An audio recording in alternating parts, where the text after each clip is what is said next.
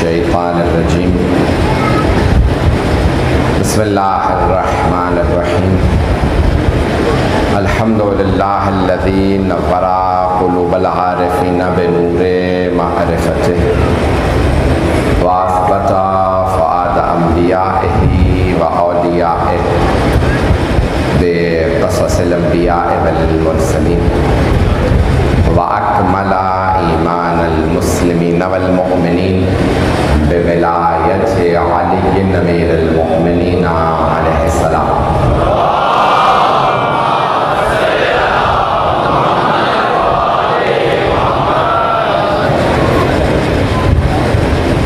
والصلاة والسلام والتحية والإكرام على أفضل الموجودات العبد المؤيد والرسول المسدد المصطفى الأمجد المحمود الأحمد أعني أبا القاسم محمد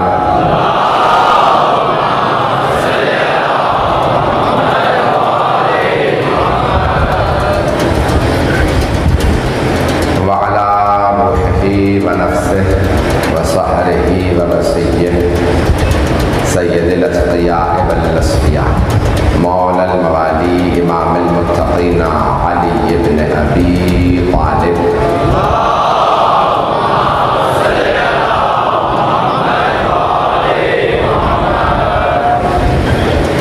وعلى اوصیائہ لا سیما بقیۃ اللہ فی الارضین روحی وارواح العالمین لتراب مقدمہ الفدا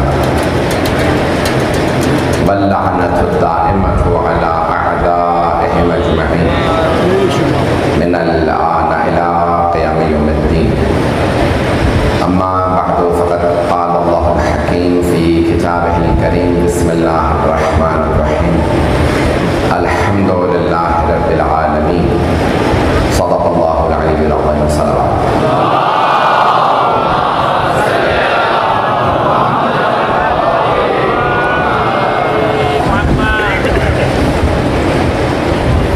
گرامی میں نے ام الکتاب کے عنوان سے سورہ فاتحہ کی تفسیر کو اس اشرے کا موضوع قرار دیا سلسلے کی تیسری مجلس ہے میں نے جو آپ کی خدمت میں ابھی تک مطالعے پیش کیے اعجاز قرآن سے متعلق تھے قرآن ایک زندہ معجزہ ہے اور تدوین قرآن کے حوالے سے کچھ کل مطالعے پیش کیے کہ سرور کائنات نے خود ہی قرآن جمع کیا اس کی ایک دلیل یہ ہے کہ شیعہ مکتب فکر میں فقہ جعفری میں سورہ فاتحہ کے بعد مکمل سورہ پڑھنا واجب ہے دیگر مذاہب میں دیگر فقہ میں مکمل سورہ پڑھنا واجب نہیں ہے چند آیات پڑھ لو کافی ہے ہمارے یہاں مکمل سورہ پڑھنا سورہ فاتحہ کے بعد مکمل سورہ پڑھنا واجب ہے اگر کوئی سورہ نامکمل ہوتا تو پھر ائمہ علیہ السلام بتا دیتے یہ سورہ نہ پڑھنا یہ نامکمل ہے لیکن ائمہ علیہ السلام نے کبھی نہیں کہا کہ یہ سورہ نہ پڑھنا وہ سورہ نہ پڑھنا ہر سورہ مکمل ہے عزیزان گرامی قرآن کریم سرور کائنات نے اپنی زندگی میں جمع کیا اور بتایا کہ یہ ایک زندہ معجزہ ہے اور قرآن نے بڑے واضح الفاظ میں یہ فرما دیا اللہ سبحانہ وتعالیٰ نے کہ فَأْتُوا بِمِثْلِ هَذَا الْقُرْآنِ تم اس قرآن جیسی ایک کتاب بنا لاؤ جسے چاہو اپنی مدد کے لیے بلا لو لیکن تم اس قرآن جیسا اس قرآن کی کتاب جیسا کوئی کتاب نہیں بنا سکتے آپ کے خیال میں اس زمانے کے لوگوں نے کوشش نہیں کی ہوگی سب نے کوشش کی کہ اس کتاب جیسی ایک کتاب لکھنی ہے ہم رسول خدا معاذ اللہ انہیں شکست دے دیں گے محمد کو شکست ہو جائے گی صلی اللہ علیہ وسلم کو وہ کہتے ہیں نام لیتے تھے میں کہہ رہا ہوں نا رسول اللہ وہ کہتے تھے انہیں شکست ہو جائے گی اگر ہم ایک کتاب بنا لیں قرآن جیسی کوشش کرتے رہے اللہ نے کہا میں آسان بنا دیتا ہوں فاتو بعشر سورہ میں مثلے 10 سورے بنا لاؤ قرآن میں 114 سورے ہیں 10 سورے قرآن کے سوروں جیسے بنا 10 سورے بنا لو انہوں نے کوشش کی, نہیں بنا سکے. اللہ نے کہا اور آسان بنا دیتا ہوں. پھر سورہ بقرہ میں اللہ نے آیت نازل فرمائی فَأْتُوا بِسُورَةٍ مِّن مِّثْلِهِ وَادْعُوا شُهَدَاءَكُم مِّن دُونِ اللَّهِ إِن كُنتُم اگر تم جسے چاہو اللہ کے علاوہ اپنی مدد کے لیے بنا لو, اے مشرکو اے کافرو, قرآن کے سوروں جیسا ایک سورہ بنا لو. یہ چیلنج کہاں دیا جا رہا ہے؟ مکے میں. تھوڑی سی توجہ ہو. چیلنج اللہ نے دیا مکے میں. پیغمبر پہلے مکے میں تھے, ہجرت کر کے مدینے گئے, مکے میں ہیں. اللہ نے چیلنج دیا قرآن جیسی کتاب بنانا, نہ بنا سکو تو 10 سورے, نہیں تو ایک سورہ بنا لو قرآن کے سوروں جیسا. تمام بڑے بڑے ادباء, شعراء, علماء, مشرکین کے جمع ہوئے کہ بس ایک سورہ لکھنا, لکھو. سب نے زور لگایا اور سب کے سب ایک دوسرے کی مدد کرنے لگے. کبھی کسی طرح سے ہمیں محمد کو شکست دینی ہے, بس ایک سورہ بنا لو. جب سب نہیں بنا سکے تو ایک بہت بڑا شاعر تھا, شاہ نامی شاعر تھا. وہ بولتا نہیں تھا. صرف سال کے ایک دن جب مکے میں عکاظ کا میلہ لگتا تھا, سب جمع ہوتے تھے, عرب پورے حجاز مقدس سے سب مکے آتے تھے, تو وہ اپنی شاعری سناتا تھا. پورے سال نہیں, 364 دن خاموش رہتا تھا. کیوں؟ میں مکے کے جاہلوں سے بولوں کیوں؟ ان سے بات کر کے میری فصاحت کم ہو جائے گی, بلاغت ختم ہو جائے گی. تو بولتا نہیں تھا, پورے سال خاموش رہتا, صرف ایک دن بولتا. جب سارے کے سارے حجاز کے لوگ جمع ہو جاتے, سناتا میں نے یہ کلام کہا, یہ کلام کہا. تو سب نے, اس کی عادت تھی عصر کے وقت اپنے گھر سے چہل قدمی کے لیے نکلتا تھا. تو تمام شعراء, کیونکہ ایسے بھی شاعر تھے جو لکھنا پڑھنا نہیں جانتے تھے لیکن شاعر تھے. اگر پہنچ رہے ہوں, ایک جملہ کہہ کے آگے بڑھوں گا. تو قرآن زندہ معجزہ ہے, زندہ معجزہ. ہر زبان میں 2 چیزیں ہوتی ہیں, نظم اور نثر. نظم شاعری, نثر یہ جو میں بول رہا ہوں پوئمز اور پروز, یہی کتنی زبانوں میں ترجمہ کروں؟ تو نظم ہے اور نثر. تو عربی زبان میں 3 چیزیں ہیں, نظم ہے, نثر ہے اور قرآن. قرآن نہ نظم ہے نہ نثر ہے, دونوں سے بالا کر. تمام کے تمام شعراء ادباء جمع ہو گئے کہ ہمیں جواب دینا ہے. تو انہوں نے کیا کیا, ہر روز عصر کے وقت جب شاشا اپنے گھر سے نکلتا تو اپنا کلام لکھواتے. شاشا میں نے یہ نیا کلام کہا, وہ اپنا قلم ہاتھ میں رکھتا تھا. کیوں؟ بولتا تو تھا نہیں, فصاحت کم ہو جائے گی. بس ایک مرتبہ کسی کی بھی شاعری پڑھتا اور ہاتھ میں قلم ہوتا تھا, پڑھ کے ایک مرتبہ میں تصحیح کر دیتا, اس میں یہ غلطیاں ہیں, اسے ایسے لکھنا چاہیے تھا. بولتا نہیں تھا, صرف پڑھ کے ایک مرتبہ غلطیاں درست کر دیتا, تصحیح کر دیتا. سرور کائنات نے کہا جہاں خانہ کعبہ کے غلافوں پہ 7 معلقات, 7 بڑے شعراء کے کلام لٹکائے گئے ہیں, معلق ہیں, وہاں جا کے قرآن کا سب سے مختصر سورہ, سورہ کوثر لکھ کے لگا دو, تاکہ جو عرب آئے پڑھنا جانتا ہو تو پڑھے گا, نہیں تو پوچھے گا 7 تھے. یہ کس کا کلام ہے 7 معلقات کے مقابلے میں؟ تو سب کے سب کہتے ہیں یہ محمد نے چیلنج کے طور پہ بھیجا کہ وہ اللہ کا رسول ہے. سب پڑھتے سنتے. بسم اللہ الرحمن الرحیم, انا اعطیناک الکوثر فصل لربک وانحر ان شانئک هو الابتر. اللہ کے رسول نے جب چیلنج کے طور پہ ایک سورہ دیا تو وہ بھی سورہ کوثر, کیونکہ جس بی بی کے شان میں سورہ نازل ہوا تھا اس بی بی کا جواب نہیں, اس سورہ کا بھی جواب نہیں. چلتے رہیے گا. ایک مرتبہ جناب سرور کائنات نے کہا یہ سورہ لکھ کے لگا دو خانہ کعبہ کے اندر. کچھ لوگوں نے کہا یہ اتارو. ابو سفیان, عتبہ, شیبہ, ابو جہل سب جمع ہوئے اور کہا کہ بھئی ہمیں جواب چاہیے. انہوں نے سورہ اتارا اور شاشا کے پاس لے گئے. کچھ لوگوں نے اپنا کلام دکھایا, شاشا نے ایک مرتبہ قلم نکالا, تصحیح کی, آگے بڑھا. کسی دوسرے نے اپنا کلام دکھایا, یہاں تک کہ ایک مرتبہ کسی نے سورہ کوثر سامنے رکھا. شاشا نے قلم اٹھایا, جلدی سے سورہ پڑھا. جب لکھنا چاہا تو کچھ لکھ نہیں سکا. اس نے دوبارہ سورہ کوثر کو پڑھا, دوبارہ سوچا اس میں غلطی نظر نہیں آ رہی. جب تیسری مرتبہ اس نے سورہ کوثر کو پڑھا تو پڑھنے کے فوراً بعد بول اٹھا جو بولتا نہیں تھا, ما ھذا من کلام البشر, یہ بشر کا کلام نہیں ہے, یہ ما فوق البشر کا کلام ہے, مجھے اس میں خطا نظر نہیں آ رہی. ایک مرتبہ ابو سفیان نے کہا کلام چھپا دو, شاشا کو جواب نہیں آ رہا. جب شاشا کو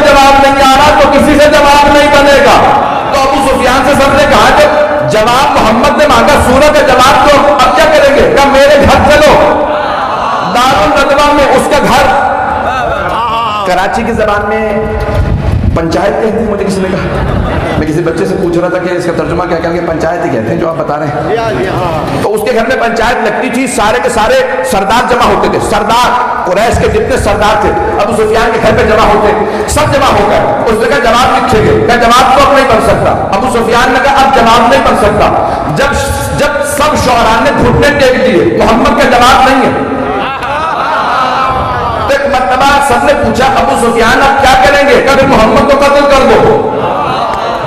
قتل سے پہلے بھی ایک منصوبہ بنایا تھا، تفصیل کا وقت نہیں ہے، شاید میں نے پڑھا آپ کا سن رکھا ہو کہ بھئی کل سے اپنے بچوں کو بھیجو، میں بتاؤں گا کیا کرنا۔ جب محمد گھر سے نکلے، بچے انہیں پتھر مارے اور کہیں کہ مجنون ہے، تاکہ کوئی ان کا کلام نہ سنے، مجنون کی باتیں نہ سنے۔ شاعر کہا، مجنون کہا، جادوگر کہا، بھئی تین الزامات لگے پیغمبر پہ، یہ شاعر ہے، جادوگر ہے یا مجنون۔ بچوں نے پتھر مارے، بچوں کو خواتین سے کہا کہ جادوگر، خواتین جادوگروں سے ڈرتی تھی، مردوں سے کہا شاعر ہے۔ اس زمانے کے شاعر شرابی ہوتے تھے، بد کردار ہوتے تھے کہ ان کے قریب نہ جانا۔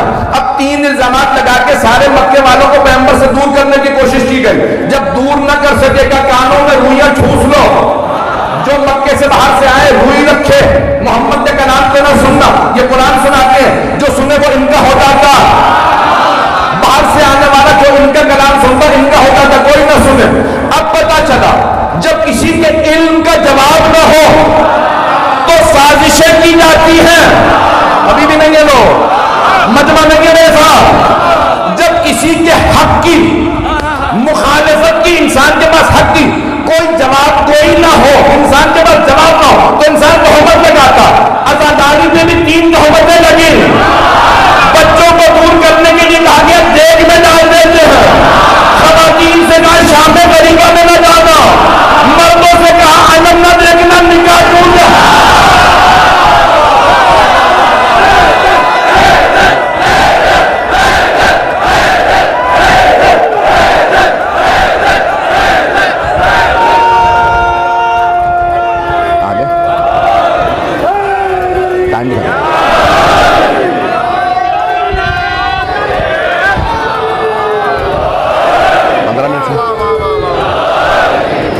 جو فرما رہے ہیں جانے کے جب وہ علم کا جواب نہیں رکھتے تھے، اعجاز کا جواب نہیں رکھتے تھے، ہر دور میں جب انسان کے پاس علم کا جواب علم سے نہیں ہوتا تو پھر دہشت گردی کی جاتی ہے، پھر خودکش حملے کیے جاتے ہیں، پھر قتل کے منصوبے بنائے جاتے ہیں۔ ایک روک کے جملہ پیش کر رہا ہوں، سرور کائنات کے ساتھ بھی یہی ہوا، مولا کائنات کے ساتھ بھی۔ خوارج جمع، خوارج تو سمجھتے ہیں اتنا، خارجی کو اس جمع ہے خوارج جمع ہوئے کہ علی کا جواب نہیں ہے، کیا کریں؟ کہ پھر علی کو مسجد میں قتل کر دیتے۔ خوارج جمع ہوئے، پیٹ تک داڑیاں تھیں، سجدوں کے نشان تھے، بہت زیادہ نمازیں، روزے، قرآن سب کچھ کرتے تھے، اور کیا کہہ رہے تھے؟ یا علی اکثر تھا، یا علی معاذ اللہ استغفر اللہ، دہراتے میں میری زبان لرزی ہے، یا علی اب کافر ہو گئے۔ آج بہت سے نوجوان بچے کہتے ہیں مولانا ساری دنیا ہمیں کافر کے لیے، کیا بات ہے؟ وہ جسے رسول خدا نے کہا یہ کل ایمان ہے۔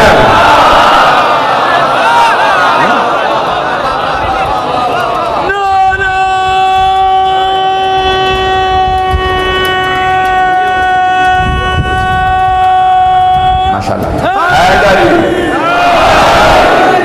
توجہ کرتے رہیے گا۔ تو قرآن زندہ معجزہ، جناب امیر کے خلاف بھی کیا منصوبہ بنایا؟ مسجد میں اس نے کیوں مارا؟ کبھی آپ نے سوچا؟ عبد الرحمن ابن ملجم، اس ملعون نے غلاف کعبہ قدر کی قسم کھائی تھی، مقدس رات میں ماروں گا، شب قدر میں، مقدس جگہ پہ ماروں گا، اعمال کرنے کے بعد ماروں۔ کسے؟ مولا کائنات کو۔ کیوں؟ کیونکہ نیک کام کر رہا ہوں۔ اگر آج مسجدوں میں حملہ ہو، مجلسوں پہ حملہ ہو، مقدس عبادت پہ حملہ ہو، نہیں ہے لو تو سمجھ جائیے کہ ابن ملجم کی نسل سے بھاتی ہے۔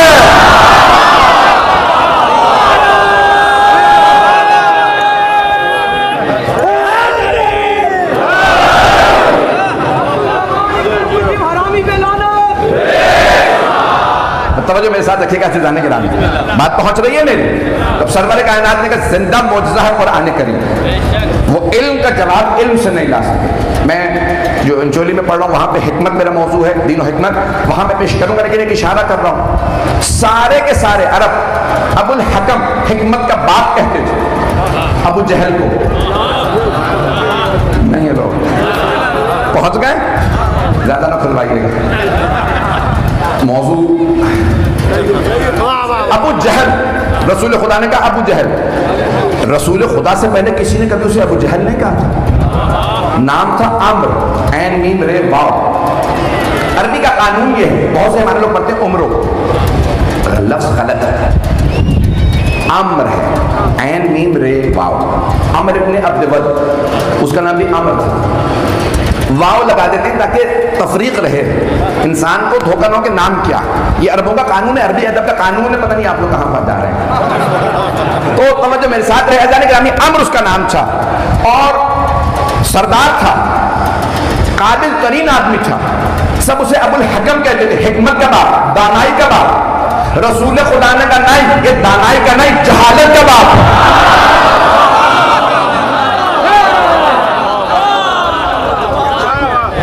اتنا قابل ہو کے اسے توحید سمجھ نہیں آ رہی، رسول خدا کو دیکھ کے مان نہیں رہا، جو دیکھ کے پیغمبر کو نہ مانے، پیغمبر نہیں، جو دیکھ کے معصوم کو نہ مانے، وہ جتنا بھی پڑھا لکھا ہو ابو جہل ہے، چاہے پیغمبر کو دیکھے، چاہے حسین کو کربلا میں دیکھے۔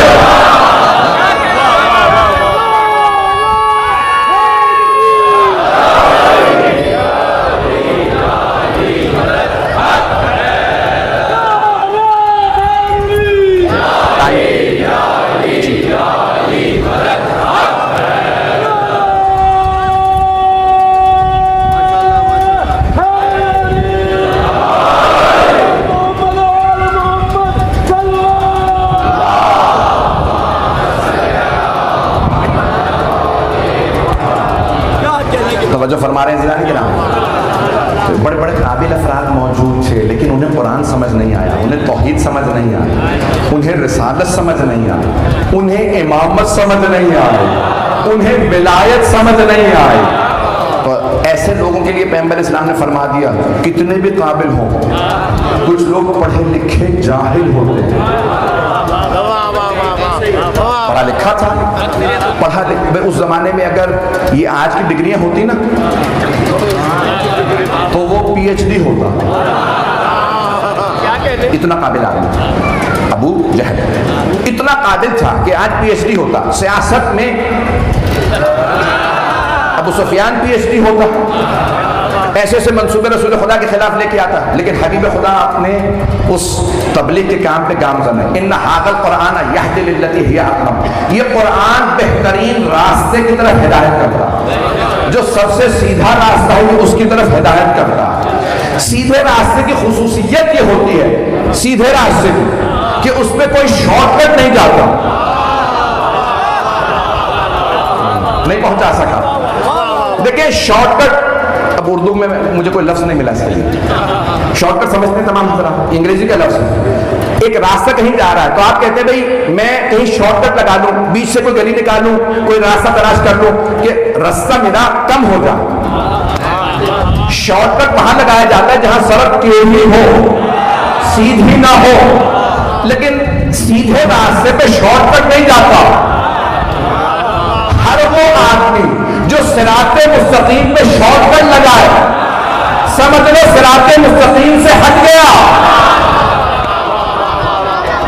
نہیں پہنچا سکا، پھر بھی نہیں پہنچا سکا۔ جب سیدھا راستہ ہونا، کوئی پوچھے کہاں جانا، سیدھے راستے پہ راستہ پوچھنے کی ضرورت نہیں ہوتی، جانا کہاں تو کہیں نہیں، سیدھے، بس مڑنا کہاں، مڑنا ہے ہی نہیں۔ سیدھے راستے پہ ہدایت کی ضرورت نہیں ہوتی، بھئی جب راستہ ٹیڑھا میڑھا ہو تو انسان کو ہدایت کی ضرورت ہوتی ہے۔ ہدایت کے دو طریقے ہیں، قراءۃ الطریق اور ایصال الی المطلوب، منطق کی روح سے۔ ایصال الی المطلوب، میں نے ایک ٹیکنیکل بحث شروع کی ہے، میرا ساتھ دیجیے گا۔ ایصال الی المطلوب، مثال کے طور پہ میں یہاں قریب سے آیا ہوں 15-20 منٹ کا راستہ, کوئی مجھ سے پوچھے بھئی اس جگہ پہ جانا ہے, تو میں کہوں گا میرے ساتھ ہی چلیے, میں بھی اسی مجلس میں جا رہا ہوں. تو مطلوب تک پہنچانا یہ ہے ایصال الی المطلوب, مقصد تک پہنچانا, ہدف تک پہنچانا, یہ ہدایت. دوسرا, کوئی آدمی مجھ سے کسی اور جگہ کا راستہ پوچھے, میں کہوں بھئی یہاں سے نکلیں گے, الٹے ہاتھ پہ مڑ جائیے گا, سڑک کے اختتام سے دائیں مڑ جائیے گا, جب مین روڈ پہ چلتے رہیں گے وہاں سے ایسے ایسے پہنچیں گے اور آپ اس جگہ پہ پہنچ جائیں گے. اسے کہتے ہیں اراءۃ الطریق, راستہ دکھانا.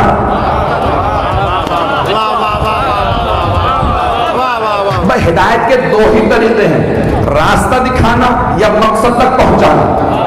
اور اگر سیدھا ہی راستہ ہو, نہ مقصد تک پہنچانا ضروری نہ راستہ دکھانا ضروری. کیوں؟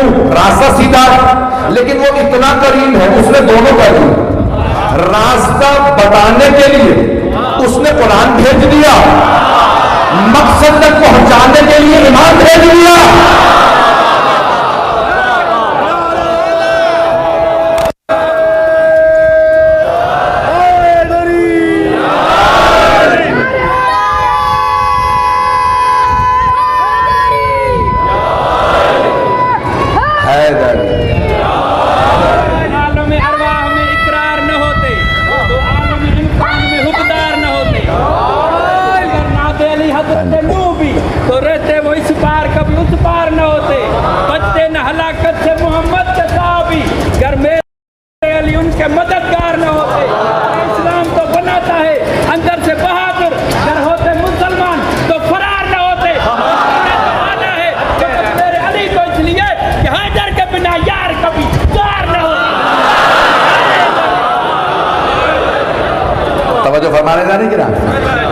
تو مجھے اعجاز قرآن کو آج مکمل کرنا تھا تاکہ میں تفسیر کو شروع کر سکوں.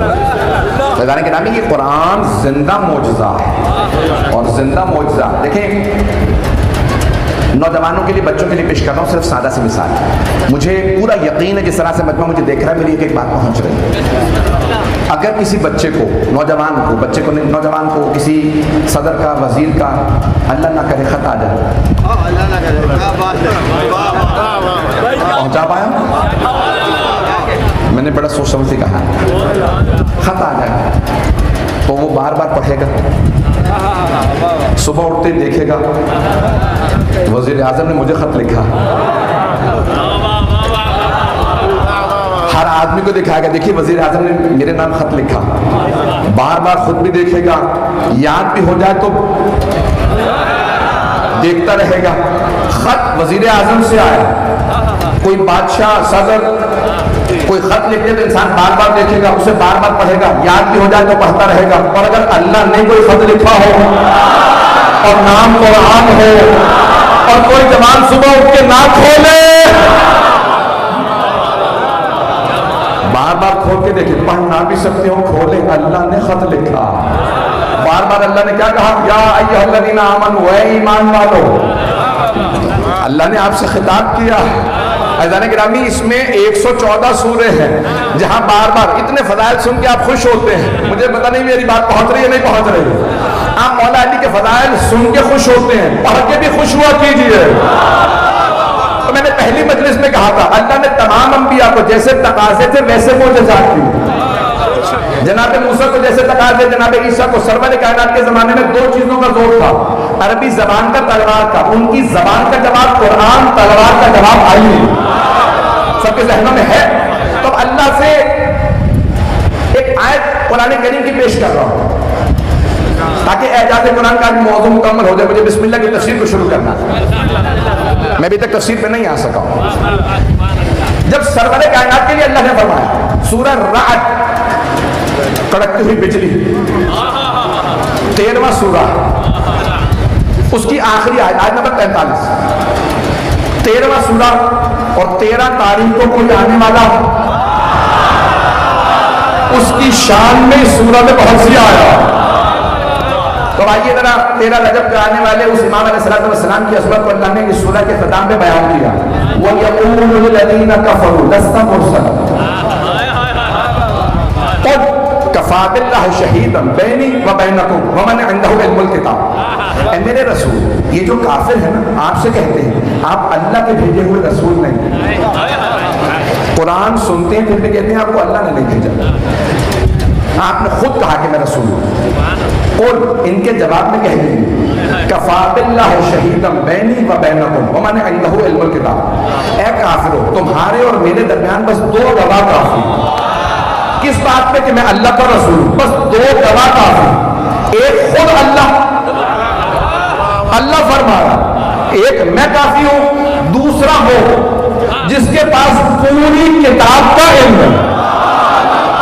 اگر پہنچ جائے جس کے پاس پوری کتاب کا علم ہے. مسجد کوفہ مولا متقیان خطبہ دے رہے، خطبہ دیتے دیتے ایک آدمی وسط سے کھڑا ہو گیا کہ یا علی، قرآن کریم میں اللہ نے سینکڑوں آیات آپ کی شان میں نازل کی، یہ بتائیے ان تمام آیات میں آپ کو اپنی شان میں نازل ہونے والی کون سی آیت سب سے زیادہ پسند ہے؟ میرے مولا نے یہ نہیں فرمایا کل تک کی مہلت دے میں ذرا قرآن دوبارہ دوہرا لوں. نہیں یہ مجمع نہیں. دیکھیں اگر میں آپ میں سے بھی کسی سے کہوں نا آپ کو اپنی کون سی خوبی پسند ہے تو آپ آدھا گھنٹہ 20 منٹ لے لیں گے سوچنے پہ کہ مجھ میں اتنی خوبیاں ہیں، کون سی خوبی سب سے زیادہ پسند ہے. ہم جو گنہگار ہیں، اور اگر کوئی ایسا ہو جس کے لیے پیغمبر نے فرمایا ہو کہ اگر سارے سمندر سیاہی بنا دیے جائیں، سارے درخت قلم بنا دیے جائیں، زمین سے آسمان کے فاصلے میں فضائل لکھے جائیں، جن لکھنے والے ہوں انسان گرنے والے ہوں، تو سب کچھ ختم ہو جائے گا، میرے بھائی علی کے فضائل ختم نہیں ہوں گے. جن کے اتنے فضائل، ان مولا سے سوال کیا مولا آپ کو اپنی شان میں کون سی آیت سب سے زیادہ پسند؟ مولا نے یہ نہیں کہا کل تک کی مہلت دے، آدھا گھنٹہ دے قرآن سوچ لوں. اسی وقت فی البدی مولا نے فرمایا جتنی آیات میری شان میں آئی ہیں ان تمام آیات میں سے مجھے یہ آیت سب سے زیادہ پسند. وَيَقُولُ الَّذِينَ كَفَرُوا لَسْتَ مُرْسَلًا قُلْ كَفَىٰ بِاللَّهِ شَهِيدًا بَيْنِي وَبَيْنَكُمْ وَمَنْ عِندَهُ عِلْمُ الْكِتَابِ. یہ رسول خدا سے اللہ نے خطاب کیا کہ آپ کے اور میرے درمیان ہے. کافروں کہہ دیجیے میرے حبیب آپ کے میرے درمیان بس دو گواہ کافی، ایک اللہ، دوسرا وہ جس کے پاس پوری کتاب کا علم.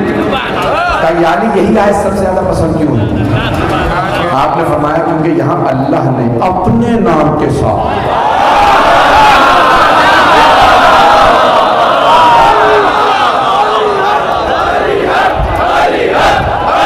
ایک گھونٹا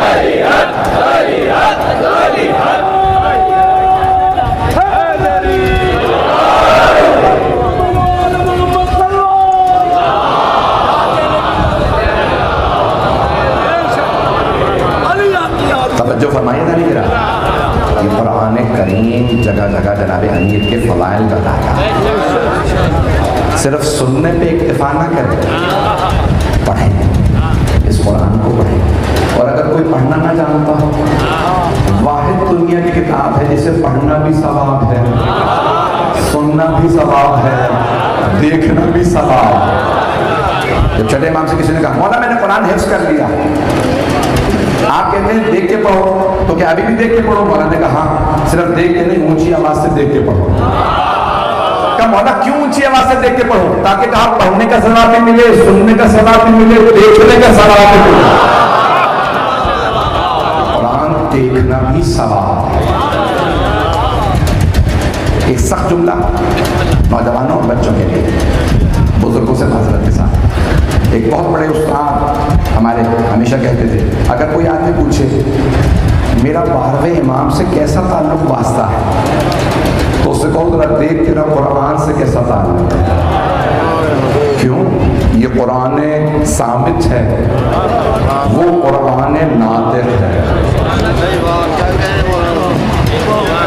احترام کرتے ہو قرآن کا، تعظیم کرتے ہو، اسے مانتے ہو، کبھی جھوٹی قسم نہ کھانا قرآن کی، اس کی تعظیم کرنا، اسے بار بار پڑھنا، دل سے لگا کے رکھنا. امت میں کچھ ایسے لوگ آئے کہ جب جنگ ہوئی نا مولا علی سے، انہوں نے قرآن نیزوں پہ اٹھایا. ایسا ہوا جنگ صفین میں انہوں نے قرآن نیزوں پہ اٹھایا. یعنی قرآن کا راستہ جنگ روکو. چلو انہوں نے قرآن اٹھائے تھے، مولا کے ساتھ آنے والے کہنے لگے یا علی سامنے قرآن ہے، آپ جنگ نہیں روک رہے ہیں۔ مولا نے کہا اگر یہ قرآن مانتے ہوتے میرے مقابلے میں نہ آتے۔ کہا یا علی سامنے قرآن ہے۔ مولا نے کہا ان سے قرآن لے لو، یہ قرآن کو نہیں مانتے، تم مانتے ہو تمہیں دکھا کے دھوکہ دے رہے ہیں، یہ قرآن دکھا کے تمہیں دھوکہ دے رہے ہیں، یہ قرآن کو نہیں مانتے، تم قرآن لے لو، جنگ جاری رکھو۔ کہا نہیں یا علی وہ قرآن کہاں پہ واسطہ دے رہے، جنگ رکو۔ مولا نے کہا دیکھو یہ قرآن صامت ہے، خاموش قرآن ہے، صامت یعنی خاموش۔ کہ یہ قرآن قرآن صامت ہے، میں قرآن ناطق ہوں۔ نہیں سارا مجمع نہیں ہے، کون سا قرآن افضل ہے، صامت یا ناطق؟ ایک خاموش قرآن ہے، بولتا ہوا قرآن ہے، جیتا جاگتا قرآن ہے، قرآن اس کی گواہی دیتا ہے۔ میری تفسیر سمجھنی ہو تو اس سے سمجھو، میں صرف قرآن ہوں، یہ قرآن بھی تفسیر بھی۔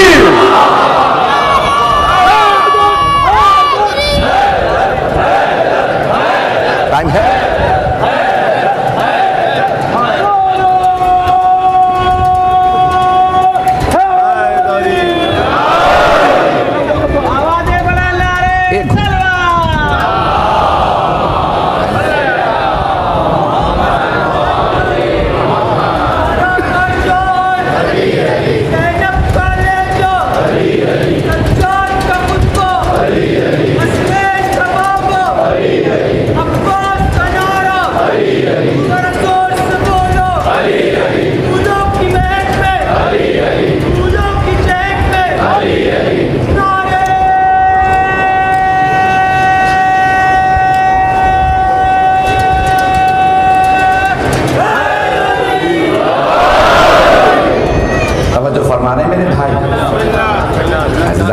یہ قرآن زندہ معجزہ ہے۔ ایک آخری بات کہہ دوں اعجاز کے حوالے سے، پھر کل بسم اللہ کی تفسیر کو پیش کروں گا انشاءاللہ تعالی بشرط حیات۔ آج سب لوگ کہتے ہیں اے کاش میں رسول خدا کے زمانے میں ہوتا، اے کاش میں جناب امیر کے زمانے میں ہوتا، اے کاش میں مولا حسن کے زمانے میں ہوتا، اے کاش میں مولا حسین۔ ایسا ہے؟ میں بھی کہتا ہوں، دن رات کہتا ہوں، دعائیں مانگتا ہوں کاش ہوتا، اپنی جان قربان کرتا، ان کے قدموں میں نصاب رکھتا، میں ان کی قدم چومتا۔ یہ میں خطابت نہیں کر رہا، خدا کی قسم یہ خطابت نہیں ہے، میری عقیدت ہے۔ میں ان کے ہاتھ نہ چومتا، میں ان کے قدموں کو چومتا۔ میں اس زمانے میں ہوتا، ہم ان کے معجزات دیکھتے ہیں، لیکن رسول خدا کا ایک زندہ معجزہ آج موجود ہے، وہ ہے قرآن جو ہر گھر میں ہے۔ اسے کیوں نہیں دیکھتے؟ میں جانتا ہوں میری بات بری لگے گی، کیوں نہیں دیکھتے اس قرآن کریم کو؟ اس تبلیغی جملے میں بھی نعرہ لگانے کا شکریہ کہ آپ حضرات جو محبت دے رہے ہیں، میں اپنے آپ کو کسی لائق نہیں سمجھتا، میں حقیر ہوں، ناچیز ہوں، ادنا سا خادم اہل بیت ہوں، میں ممنون ہوں آپ محبت سے سن رہے ہیں میرے جملوں کو۔ لیکن عزیزان گرامی یہ زندہ معجزہ ہر گھر میں موجود۔ میں نے گھر میں دیکھا قرآن کریم پورا ایک صفحے پہ موجود ہے نقش، میں نے میگنیفائنگ گلاس سے دیکھا کہ واقعی یہ سورہ مکمل ہے، میں نے بھی اپنے گھر میں ویسے ہی نقش لگایا، گھر میں آتے جاتے زیارت کرو، کیونکہ 4 چیزوں کا دیکھنا بھی عبادت ہے۔ قرآن کا دیکھنا عبادت، مولا علی کے چہرے کی زیارت کرنا عبادت، خانہ کعبہ کو دیکھنا عبادت ہے، اور چوتھی چیز والدین کے چہرے کو محبت سے دیکھنا عبادت۔ آپ میں سے ہر آدمی عابد ہے اگر والدین کو محبت سے دیکھتا رہے۔ سب جملوں کو بہت معذرت لیکن پیش کروں گا۔ میدان گرامی یہ قرآن زندہ معجزہ، بار بار دیکھیں، یہ مولا کائنات کی یاد دلاتا ہے، رسول خدا کی یاد دلاتا ہے کہ قرآن آپ کے گھروں میں موجود ہے۔ احترام دے سے بغیر وضو کے قرآن کو چھو نہیں سکتے، فقہی مسئلہ، جلد کو پکڑ سکتے ہیں، لکھائی کو نہیں چھو سکتے۔ آخری جملہ پیش کر رہا ہوں، اس کے بعد مسائل پہ آ جاؤں گا، 2 سے 4 منٹ کی زحمت۔ قرآن لا یمسہ الا المطہرون، سورہ واقعہ اٹھا کے دیکھیے، لا یمسہ کوئی مس نہ کرے قرآن کو سوائے اس کے جو پاک ہو، الا المطہرون، اسی لیے کہا جاتا ہے وضو طہارت ہے. توجہ، وضو غسل طہارت ہے. اگر غسل نہ ہو، وضو نہ ہو، قرآن کو چھونا حرام، گناہ ہے. بغیر وضو کے قرآن کی لکھائی کو مس بھی نہیں کر سکتے. نہیں ہے مجمع. جب تک انسان پاک نہ ہو تو قرآن کی لکھائی کو چھو نہیں سکتا، کیونکہ قرآن ہے پاک. جب قرآن ثابت کو کوئی پاک نہ ہو تو چھو نہیں سکتا. اب سمجھ میں آیا، قرآن ناطق کو سمجھنے کے لیے شجروں کا پاک ہونا.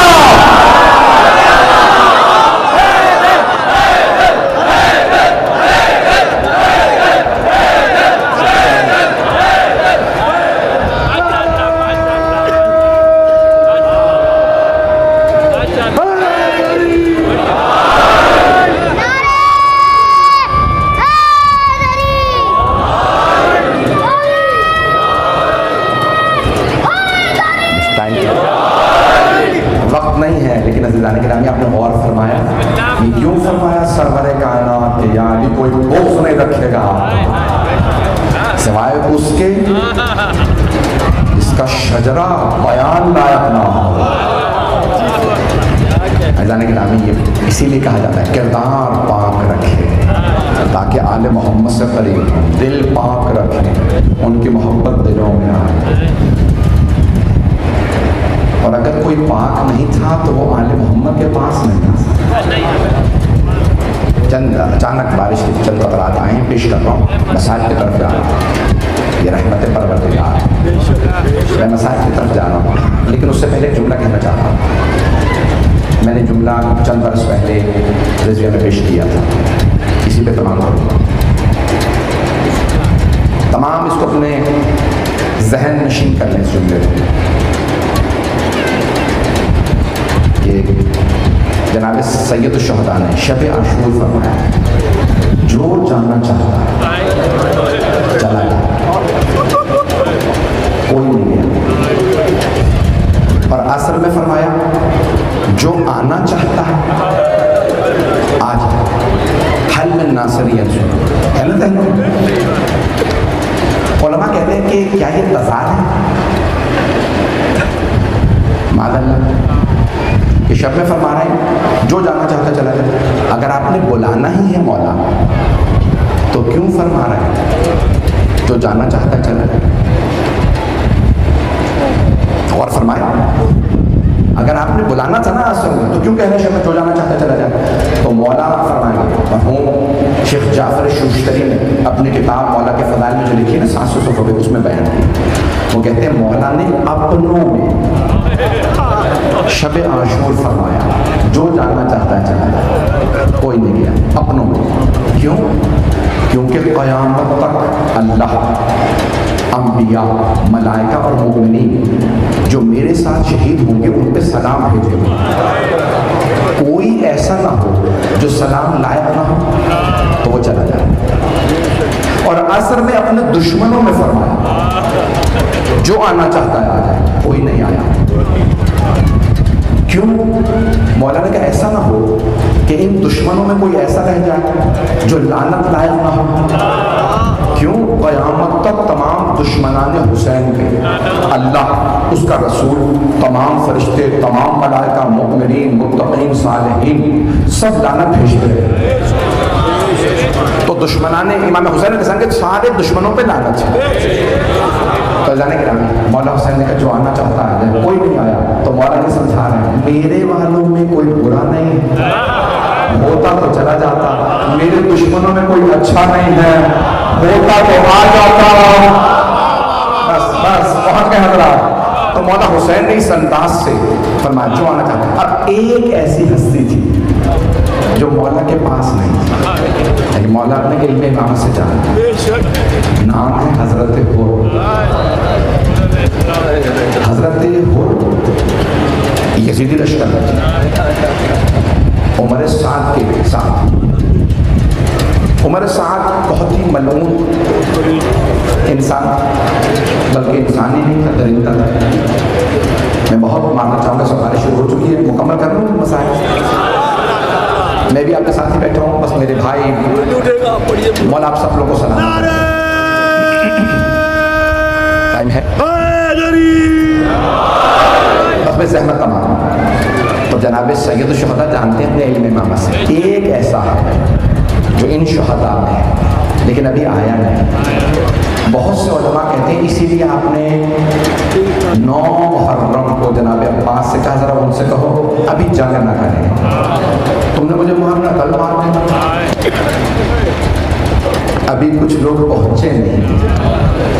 حضرت حر 9 محرم گزار کے، شب عاشور گزار کے آئے۔ شب عاشور حضرت حر نے ایک جملہ سنا، کسی چھوٹی سی بچی کی آواز آ رہی ہے،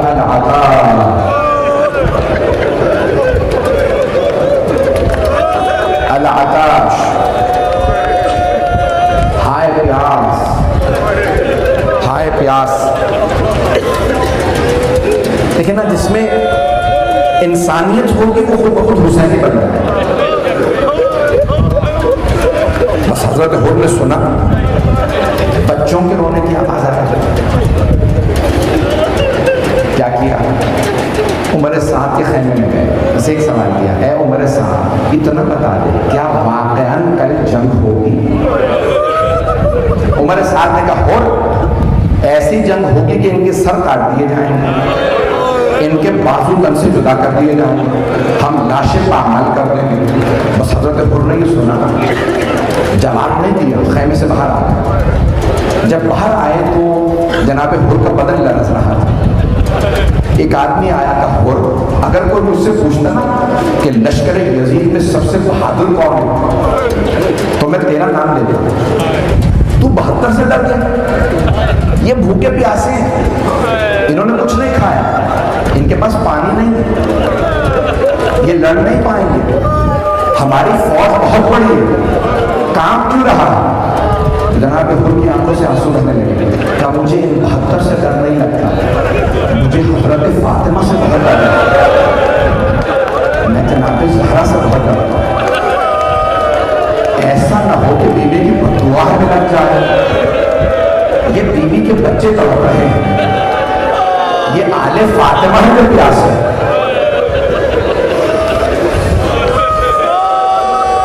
حضرت حر کو بیوی سے بڑی عقیدت تھی، بیوی کی بہت عظمت کا قائل تھا جناب سید ہے نا روایت میں کہ 2 محرم کو جب پانی پلایا تھا مولا حسین علیہ السلام نے پورے 1000 لشکر کو گھور کے، جب نماز کا وقت ہوا مولا نے کہا ہو نماز کا وقت ہو گیا، ظہر کا وقت ہے، تو اپنے لشکر کے ساتھ وہاں نماز پڑھ لے، میں اپنے انصار کے ساتھ یہاں۔ تو جناب حر نے ایک مرتبہ مولا حسین علیہ السلام کو کہا حسین آپ کے ہوتے ہو میں نماز پڑھاؤں گا، ہم سب آپ کے پیچھے نماز پڑھیں گے۔ مولا نے نماز پڑھائی، جانتے ہیں نا کہ یہ اتنی عقیدت رکھتا ہے، نماز پڑھائی مولا نے، اپنے زلجرہ پہ سوار ہوئے، جیسے ہی لجام فرس میں ہاتھ ڈالا حر آگے بڑھے اور امام حسین کے گھوڑے کے لگام میں ہاتھ ڈالا، کہا حسین میں جانے نہیں دوں گا، مجھے عبید اللہ بن زیاد نے بھیجا گرفتار کرنے کے لیے۔ تو مولا نے مرتبہ جناب حر کو دیکھا، کہا لیکن کلام کا یہ شیخ حر آرام سے بات کر، تو اکیلا ہے، میرے ساتھ میری بہن ہے۔ اور پھر دوسرا جملہ کہا فقلت تو ہم تیری ماں تیرے غم میں بیٹھے، تو جانتا نہیں تو نے کس کا راستہ روکا؟ کچھ دیر تک حضرت حر مولا حسین کو دیکھتے رہے، اور جانتے کیا فرمایا؟ ایک مرتبہ دیکھنے کے بعد کہا حسین اگر پورے عراق میں مجھ سے کسی نے میری ماں کا نام لیا ہوتا میں اسے یہی جملہ پلٹا دوں، لیکن میں کیا کروں، آپ کی ماں فاطمہ، آپ فاطمہ کے لال ہیں۔ علماء نے بڑی بحث کی کہ مولا علیہ السلام جانتے ہیں کہ یہ شہداء میں ہے، یہ میرا ساتھ دے گا، تو پھر کیوں کہا تیری ماں تیرے ہاں پہ بیٹھے؟ کہا مولا نے اسی لیے کہا تاکہ حضرت حر کو سوچنے پہ مجبور ہو۔ جب حر نے سنا نا اپنی ماں کا نام تو فوراً سوچنے لگے کہوں حسین سے آپ کی ماں؟ کہا نہیں، یہ تو فاطمہ کے لال۔ 2 محرم کو سوچنا شروع کیا، 9 محرم تک سوچتے رہے۔ اب 9 محرم کو فیصلہ کیا نہیں، میں یزید کے ساتھ نہیں رہوں گا، میں حسین کی طرف جاؤں گا۔ اب جب جانے لگے نا تو جناب حر کی آنکھوں میں آنسو بدل لرز رہا ہے۔ اگر دیکھ سکتے تو میرے دیکھیے گا، نہیں تو کربلا چلیے گا آنکھیں بند کر کے۔ ایک مرتبہ ایک آدمی نے کہا، اپنا گھوڑا لے جا رہا ہے، جناب حر نے سوال کیا کہاں جا رہے ہو؟ اس نے کہا حر دیکھتے نہیں اتنی گرمی، میں گھوڑے کو پانی پلانے جا رہا ہوں۔ جناب حر نے کہا حر گھوڑے اور اونٹ پانی پی رہے ہیں، فاطمہ کی پوری نسل پیاس ہے، اور تم نے روکا تھا، تو حسین کا مجرم ہے۔ بس یہ کہنا تھا جناب حر کا۔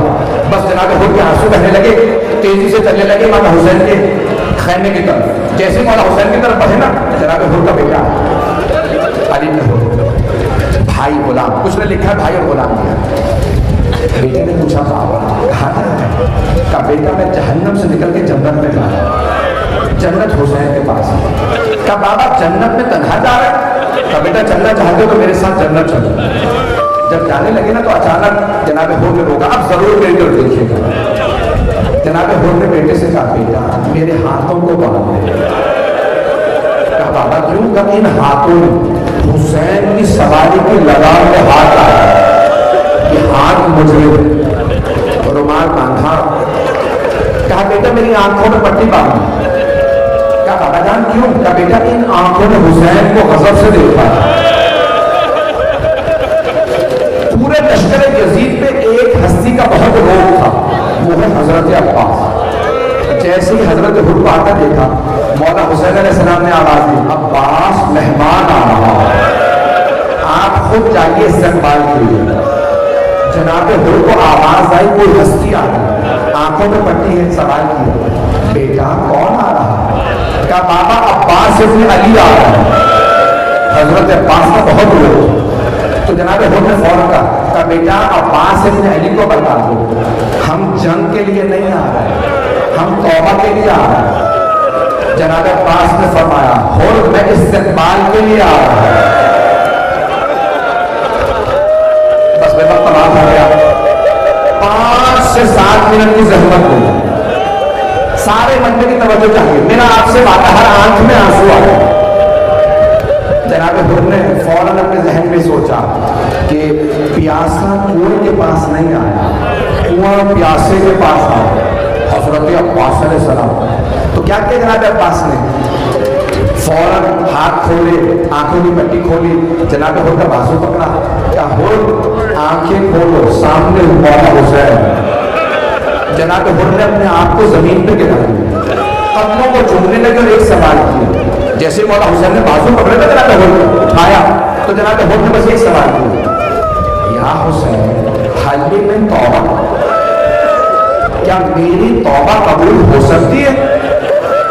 علماء کہتے ہیں یہ سوال بتا رہا ہے کہ حضرت حر یہ سوچ رہے تھے کہ میرے توبہ کے دروازے بند ہو گئے، اب میری توبہ قبول نہیں ہو سکتی۔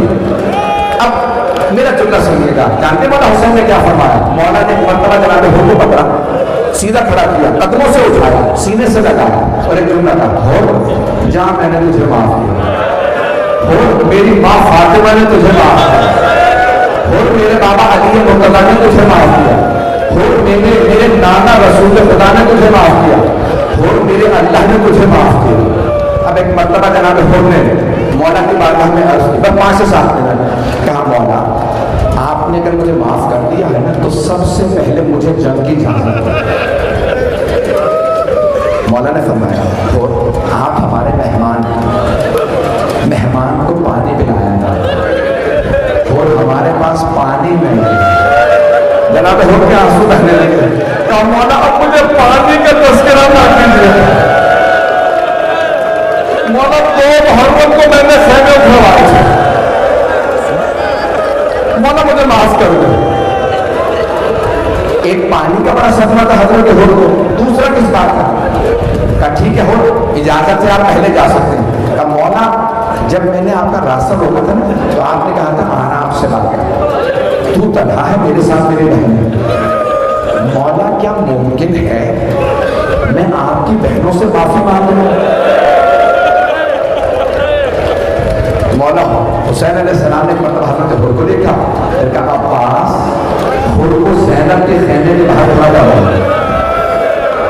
جناب حر آیا جہاں بیویاں تھیں نا وہاں باہر کھڑے ہو، گھوڑے پہ سوار ہے، سر پہ خول ہے، زرہ پہن رکھی ہے۔ جناب حر نے بلند آواز سے کہا اے عصمت تطہیر کی پروردہ بیوی ہو، اے علی و بطول کی بیٹی ہو، میں آپ کا مجرم ہوں، میں نے آپ کے بھائی کا راستہ روکا، مجھے معاف کر دیجیے گا۔